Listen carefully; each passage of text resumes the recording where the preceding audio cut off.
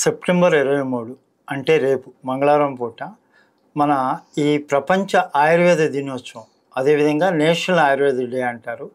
Actually మామూలుగా చూసినట్లయితే ఇంతకుముందు ధన్వంతరి జయంతి రోజున జరుపుతుండేవాళ్ళు. కానీ ప్రస్తుత కాలంలో మనకు వరల్డ్ వైడ్ ఒక పర్టిక్యులర్ స్టాండర్డ్ డేట్ అనేది ఇవ్వాలనే ఉద్దేశంతో సెంట్రల్ గవర్నమెంట్ వారు, ప్రధానమంత్రి మోడీ గారు ఒక నిర్ణయం తీసుకొని ప్రతి సంవత్సరం సెప్టెంబర్ 23వ తేదీన నేషనల్ ఆయుర్వేద డేగా ప్రకటించడం జరుగుతుంది. ఈ సంవత్సరం దీనిని రేపు అనగా మంగళవారం సెప్టెంబర్ 23వ తేదీన జరపడం జరుగుతుంది. దీనికి ముఖ్య కారణం ఏమిటంటే సెప్టెంబర్ 23వ తేదీన ఇది శరదృతువు. ఈ రోజున మనకు పగలు రాత్రి సమానమైన సమయం కలిగి ఉంటాయి. అంటే ఆయుర్వేదం ప్రకారం శరీరంలో ఉండే వాతపిత్త కఫదోషాలు కానీ, శరీరము, ఇంద్రియాలు, మనసు ఇవన్నీ కానీ సమస్థితిలో ఉంటేనే వారిని ఆరోగ్యవంతులు అంటాము. కాబట్టి రేపు అనగా సెప్టెంబర్ 23 పగలు రాత్రి సమానమైన సమయాలు కలిగి ఉంటుంది. కాబట్టి ఈ రోజుని మన గవర్నమెంట్ వారు ఎంచుకోవడం జరిగింది. ఓకే, అంటే ఆయుర్వేద దినోత్సవం రోజున ఏం కార్యక్రమాలు నిర్వహిస్తుంది ప్రభుత్వం? ఈ సంవత్సరం అంటే 2016 నుంచి సెంట్రల్ గవర్నమెంట్ వారు నేషనల్ ఆయుర్వేద డే లేదా జాతీయ ఆయుర్వేద దినోత్సవం అనేది జరపడం జరుగుతుంది. ఈ 2025 ఈ యొక్క ఆయుర్వేద దినోత్సవాన్ని పురస్కరించుకొని Ayurveda for the people and planet అనే ఒక ముఖ్య కాలాంశంతో ముందుకు సాగుతుంది. అంటే ఆయుర్వేదం ద్వారా ప్రజల యొక్క ఆరోగ్యాన్ని రక్షించడమే కాకుండా వాతావరణం అంటే పర్యావరణ సమతుల్యతను కూడా మనము సమకూర్చుకోవచ్చు అనే చెప్పే ముఖ్య ఉద్దేశంతో ఈ గవర్నమెంట్ వారు ఈ యొక్క నేషనల్ ఆయుర్వేద డేని చేయడం జరుగుతుంది. రైట్, ఆయుర్వేదానికి సంబంధించినటువంటి థీమ్స్ ఇచ్చింది కేంద్ర ప్రభుత్వం. ఈ థీమ్లో ఆహారానికి సంబంధించి ప్రత్యేకించి చెప్తుంది. ఇప్పుడు ఇప్పటికే పబ్లిక్లో ఒక అవేర్నెస్ ఉంది. హోటళ్ళు లేకపోతే బయట తిళ్ళు వద్దంటున్నారు, కానీ అవే తింటున్నారు గత్యంతరం లేక. ఇంట్లో వంటలు తెలియకపోవడం, లేకపోతే ఒంటికి బద్ధకం వచ్చిందా అదే తింటున్నటువంటి పరిస్థితి ఉంది. ఆ తిండ్ల వలన అనారోగ్యం పాలవుతున్నటువంటి వాళ్ళకి ఏం చెప్పదలుచుకున్నారు? ఆయుర్వేద శాస్త్రం ప్రకారం మీరు చరక సంహిత, శుశ్రు సంహిత ఏ గ్రంథంలో తీసుకున్నట్లయితే మనకు వచ్చే అన్ని జబ్బులకు మూల కారణం మన ఆహారమే. కాబట్టి ఉదాహరణకి ఈ సంవత్సరము మన యొక్క ఈ నేషనల్ ఆయుర్వేద డే సందర్భంగా కాన్సెప్ట్లో మీకు ఆహారము మరియు అతిస్థౌల్యం అంటే ఒబేసిటీ గురించి ముఖ్యంగా మొదటి అంశంగా ఇది ప్రస్తావించడం జరిగింది. అంటే మనం తీసుకునే ఆహార పదార్థాలు, junk foods, cool drinks, ice creams, అదేవిధంగా సమయానికి తినకపోవటం, అందుట్లో తినే దాంట్లో సమతుల్యత లేకపోవటం, అంటే ప్రోటీన్లు కానీ, కార్బోహైడ్రేట్స్, లేకపోతే ఇక మినరల్స్ ఇలాంటివన్నీ ఇంబ్యాలెన్స్గా ఉంటాం. ఎక్కువగా జంక్ ఫుడ్స్ తీసుకుంటే మీ కొవ్వు పదార్థాలు, కెమికల్స్ ఎక్కువగా లోపవుతాయి. దీనివల్ల అతి స్థౌల్యత అంటే ఒబేసిటీ పెరుగుతుంది. దీంట్లో జనరలైజ్డ్ ఒబేసిటీ, రెండోది సెంట్రలైజ్డ్ ఒబేసిటీ లేదా అబ్డామినల్ ఒబేసిటీ అంటారు. ప్రస్తుతం తీసుకున్నట్లయితే ముఖ్యంగా యువకులు సుమారు 19 సంవత్సరాల నుంచి 45 సంవత్సరాల లోపు ఉన్న వాళ్ళలోనే సుమారు 6.3% ఈ యొక్క ఒబేసిటీతో బాధపడుతున్నారు. దీనివల్ల ముఖ్యంగా ముందు బీపీ, షుగరు, అదేవిధంగా హార్ట్ అటాక్స్ వంటివి వచ్చి జీవితమే ప్రమాదంలో పడే అవకాశం ఉంది. కాబట్టి అన్ని రోగాలకు ఆహారమే మూల కారణం. కాబట్టి మొదట ఈ ఆహారం ద్వారా ప్రజలకు అవగాహన కలిగించి ఎటువంటి ఆహారం తీసుకుంటే మీరు ఆరోగ్యవంతులుగా ఉంటారు, ఎటువంటి తీసుకుంటే మీకు ఒబేసిటీ లాంటి వ్యాధులు వచ్చి దానికి కాంప్లికేషన్గా షుగరు, బీపీ, హార్ట్ అటాక్స్ వస్తాయనేది ప్రజలకు అవగాహన కలిగించడమే ఈ యొక్క నేషనల్ ఆయుర్వేద డే యొక్క ముఖ్య ఉద్దేశం. రైట్, ఇక్కడ ఇది ఆయుర్వేద లాంటిది సంప్రదాయ వైద్యం. అదే సందర్భంలో ఇవాళ ఇంగ్లీష్ వైద్యంలో వచ్చేటప్పటికి ఈ టెక్నాలజీ వాడుతూ ఉంటారు. ఎస్పెషల్లీ వాళ్ళు పరీక్షించడానికి కానీ వీటన్నిటికీ కూడా మిషన్స్ ఉన్నాయి. ఆ మిషన్స్ చూసి వాళ్ళు చెప్తూ ఉంటారు. దానివలన అది ధృవీకరణ అంటుంటారు. మరి ఆయుర్వేద అట్లాంటి టెక్నాలజీ ఏమైనా కలిగి ఉందా? అట్లాంటిది ఏమన్నా థీమ్ ఉంది? మంచి క్వశ్చన్ అడిగారండి. ఆయుర్వేద శాస్త్రం అనేది చాలా ఎవిడెన్స్డ్ బేస్డ్ సైన్స్. దాన్ని పూర్తిగా అర్థం చేసుకోవాలంటే చాలా డెప్త్గా, అందుకే మన గవర్నమెంట్ వాళ్ళు BA-MS అని 5.5 సంవత్సరాల కోర్సు, అదేవిధంగా స్పెషాలిటీ వస్తే MDలో కూడా మనకు శల్యాని, క్షారసూత్ర ఇలాంటివి చేయడానికి, పైల్స్ ఫిస్టులా చేయడానికి, అదేవిధంగా పంచకర్మ అని ఏవైతే ఈ బయో ప్యూరిఫికేషన్ అండ్ డీటాక్సిఫికేషన్ చేసే చికిత్సలు, ఇంకా జనరలైజ్డ్ మెడిసిన్స్, ఇవన్నీ సబ్జెక్ట్స్ ఉన్నాయి. దీన్ని తీసుకున్న చూసుకున్నట్లయితే ఉదాహరణకి ఓ రోగిని పరీక్షించేటప్పుడే మనము దర్శనం, స్పర్శనం, ప్రశ్న అనే 3 విధాల పరీక్షలు ముందుకు చేయాలని ఆయుర్వేద డయాగ్నోస్టిక్స్లో చెప్తాయి. ఏంటంటే ఫస్ట్ పేషెంట్ చూడంగానే వాళ్ళు ఎలా ఉన్నారు, వాళ్ళ నడక ఎలా ఉంది. ఉదాహరణకు ఒక నడుము నొప్పి లేదా సయాటిక్ ఉన్న పేషెంట్ యొక్క నడక ఈగల్ గేట్ లాగా ఉంటుంది, లేదా ఒక మోకాళ్ళ నొప్పులు ఉన్న వాళ్ళ నడక వేరుగా ఉంటుంది. దీన్ని దర్శన పరీక్ష అంటారు. అదేవిధంగా స్పర్శన పరీక్ష అంటే మనం ఆస్కల్టేషన్ లేదా ఈ పర్కేషన్ ఇలాంటి ఇంగ్లీష్ మోడర్న్ మెడిసిన్ ఏదని చెప్తారో ఇది కూడా ఆయుర్వేదంలో ఎంతో పురాతన కాలంలో చెప్పబడింది. ఏంటంటే పేషెంట్ను తాకి అక్కడ నొప్పి ఎలాగుంది, వాపు ఎలాగుంది అనేది దాన్ని పరీక్షించడం టచ్ చేసి. మూడోది ప్రశ్న. ప్రశ్న అంటే ఇంట్రాగేషన్. అంటే పేషెంట్ ఆకలి అవుతుందా, నిద్ర అవుతుందా, మోషన్ ఎలా అవుతుంది, నొప్పి ఎప్పుడు వస్తుంది, తినకముందు వస్తుందా, ఇట్లా నడిచినప్పుడు వస్తుంది, ఇలాంటి పలు విధాలైన పరీక్షలు వీటి ఉంటాయి. అదేవిధంగా ఇంకా అష్టాదశ పరీక్షలు అనేవి కూడా ఆయుర్వేదంలో ఉంటాయి. అంటే మీరు తీసుకున్న ఆహారం యొక్క శక్తి, మీ జీర్ణశక్తి, అందుట్లో ముఖ్యంగా అష్టవిధ పరీక్షలు అంటారు. నాడి అదేనండి పల్స్ రీడింగ్ అని ఇప్పుడు బాగా ఫేమస్ అయింది. మీ యొక్క శరీరంలో ఎక్కడైతే పల్స్ అష్టవిధ పల్స్లు అవన్నీ ఉంటాయి. అందుట్లో ముఖ్యంగా రేడియల్ పల్స్ ఒకటి, జిహ్వ ఒకటి, కంఠం అంటే కెరోటిడ్ ఒకటి, ఇంకోటి గుల్ఫ్ అంటే ఇక్కడ కాలు దగ్గర యాంకిల్ పల్స్ ఒకటి, ఇలాంటివి చెక్ చేసి మీ శరీరంలో వాత, పిత్త, కఫ దోషాల సమస్యలు ఉన్నాయా, మీరు ఆరోగ్యంగా ఉన్నారా లేదని చూస్తారు. ఇది మొదటి నాడి. రెండోది మల, మూడోది మూత్ర, ఇలాంటి శబ్ద, స్పర్శ, దృక్, ఆకృతి అని ఇలా 8 బేసిక్ ఎగ్జామినేషన్ టూల్స్ ఉన్నాయి. దీని ప్రకారం మన యొక్క మనిషి ఆరోగ్యంగా ఉన్నాడా లేదా అనారోగ్యం బారున్నా మనకి ఈజీగా అండర్స్టాండింగ్ వస్తుంది. దీనికి అనుబంధంగా తైల పరీక్ష అని, మూత్ర పరీక్షలు ఇలాంటి ఎన్నో పరీక్షలు ఆయుర్వేదంలో ఉన్నాయి.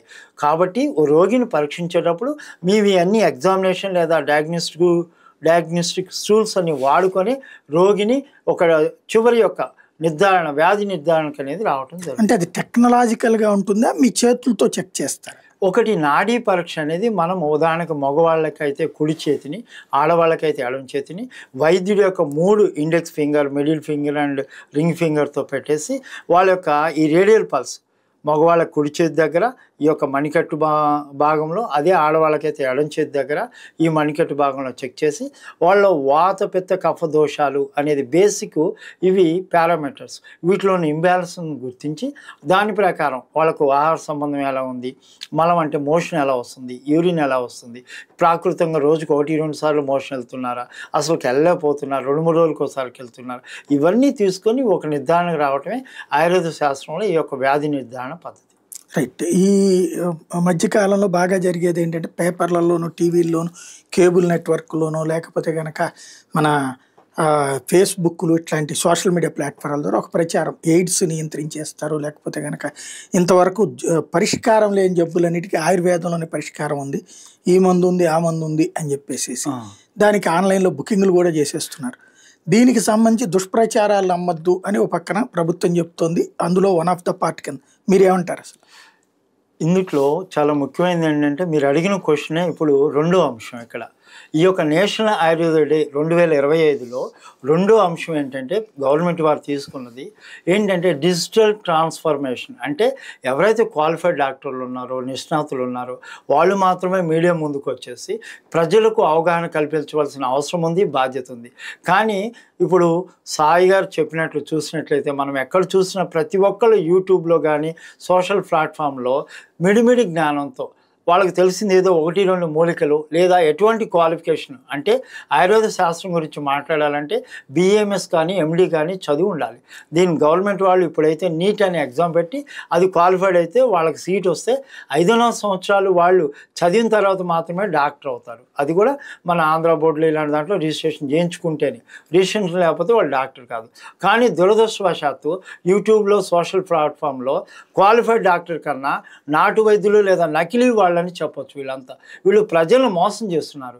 ఇప్పుడు సాయి గారు మీరు అడిగినట్లు హెచ్ఐవి తగ్గిస్తాము, క్యాన్సర్ తగ్గిస్తాము, మా మందు వాడండి లేదా నేను చెప్పిన మూలికే వాడండి, 3 రోజుల్లో పరిగెత్తుతారు, పీటీ ఉషా లాగా మోకాళ్ళు ఎంత అరిగిపోయి ఉన్నా.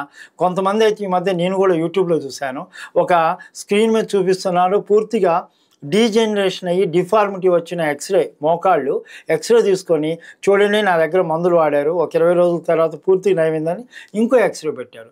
ఆయన అన్క్వాలిఫైడ్ పర్సన్. ఇలాంటి వాళ్ళ మీద గవర్నమెంట్ చర్యలు తీసుకోవాలని మీ యొక్క ఈ సందర్భంలో నేను ప్రభుత్వాన్ని కోరుచున్నాను. అన్క్వాలిఫైడ్ డాక్టర్ దగ్గర దయచేసి వెళ్ళకండి. వాళ్ళకున్న తక్కువ జ్ఞానంతో మీకు మంచి జరగవచ్చు, కొన్నిసార్లు చెడు జరిగే అవకాశం ఎక్కువ ఉంది. కాబట్టి క్వాలిఫైడ్ డాక్టర్స్ దగ్గరికి వెళ్ళమని గవర్నమెంట్ వారు కూడా ఇప్పుడు సూచిస్తున్నారు.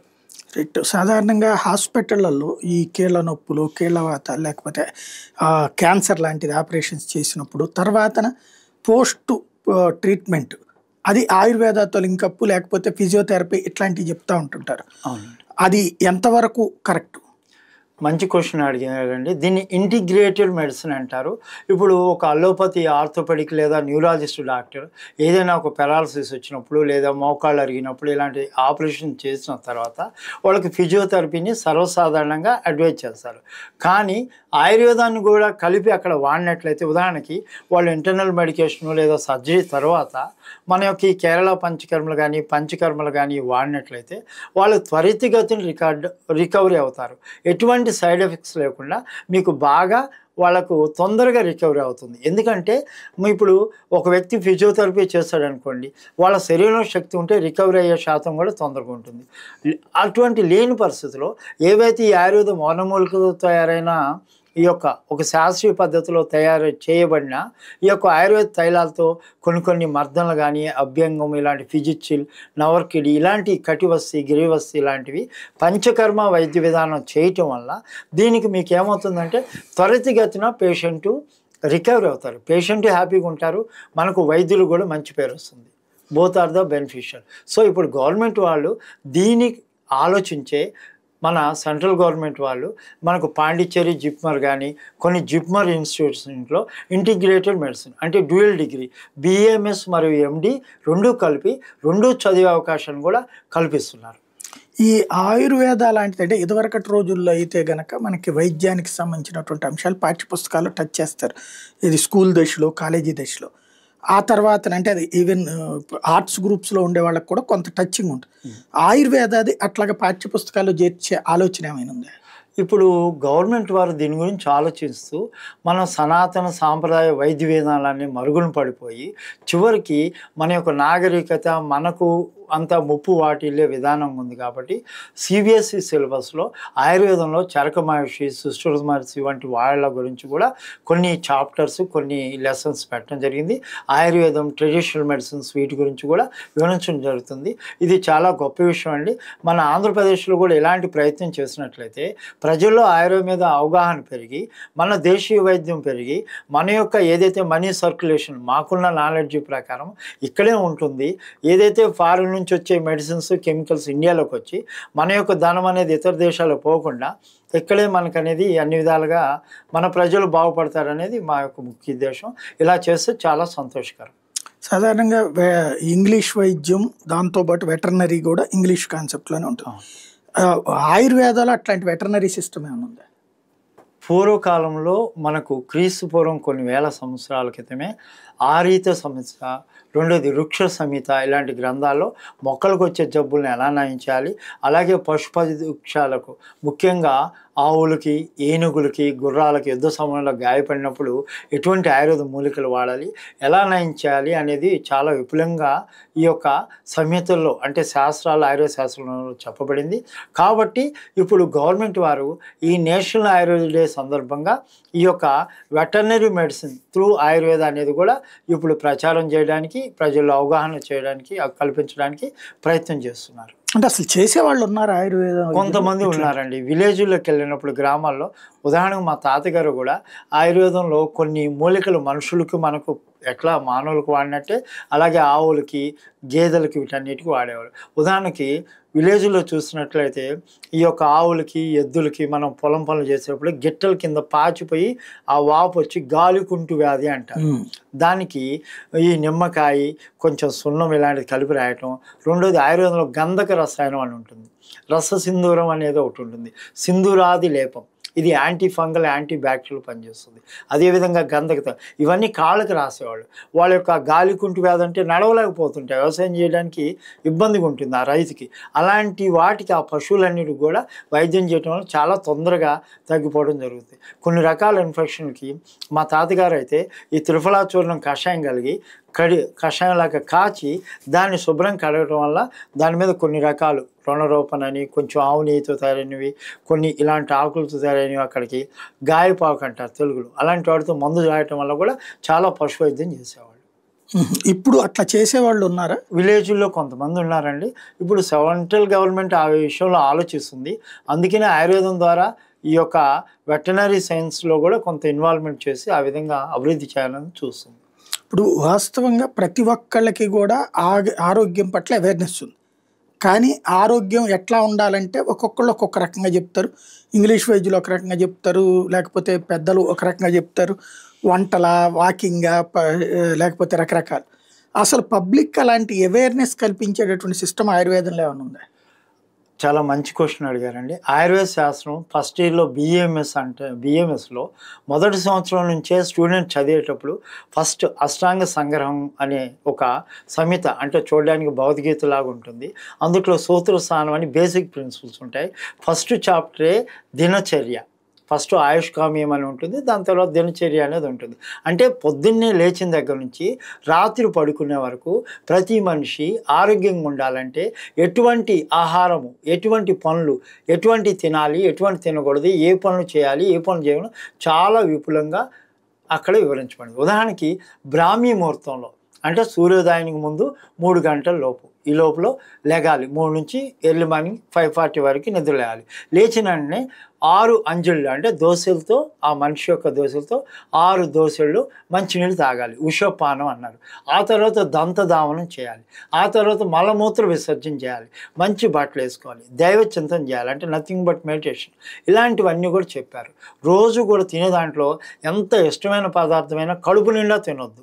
ఉదాహరణకి కడుపును, మన పొట్టని 3 భాగాలు చేసి, ఒక భాగం ఘన పదార్థాలు సాలిడ్ ఫుడ్, ఒక భాగం ద్రవ పదార్థాలు, 3వ భాగం వాయు సంచారం అంటే గాలి, అంటే డైజెషన్, ఆ యొక్క పుట్టే ఏవైతే ఎయిర్స్ ఉంటాయో, ఆ వాయువులు ఉంటాయో ఫ్రీగా మూమెంట్ అవ్వడానికి వదిలిపెట్టమన్నారు.